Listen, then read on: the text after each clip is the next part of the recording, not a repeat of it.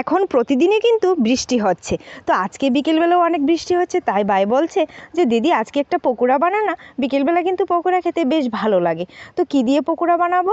তো ঘরে ছিল পেঁয়াজ, তাই ভাবলাম যে পেঁয়াজ দিয়েই পকোড়াটা বানিয়ে নিই। তো তার জন্য পেঁয়াজ আমি কয়েকটা কেটে নিয়েছি, আর তাতে সামান্য আমি জিরে অ্যাড করেছি আর সামান্য কিছু শুকনো মশলা, তাতে লঙ্কা আর ছিল নুন, হলুদ, সামান্য একটু ধনে গুঁড়ো। এখানে আমি 3-4 চামচের মতো বেসন অ্যাড করেছি আর 3-4 চামচের মতো চালের গুঁড়ো দিয়ে কাঁচা লঙ্কা কুচি আর ধনেপাতা কুচি দিয়ে ভালোভাবে মেখে নিচ্ছি। এখানে কিন্তু আর আলাদা করে জল অ্যাড করিনি, জল কিন্তু এমনিতেই বের হয়েছে পেঁয়াজ থেকে। এখন সবগুলি এভাবে মেখে নিয়ে গরম তেলে দিয়ে পকোড়াগুলি ভেজে নিচ্ছি। দেখো কতটা সুন্দর লাগছে পকোড়াগুলি, আর পকোড়াগুলি এরকমভাবে ফ্রাই করে নামিয়ে নিলাম। আর দেখতে কিন্তু অনেকটা সুন্দর লোভনীয় হয়েছিল, খেতেও কিন্তু বেশ মজা হয়েছিল।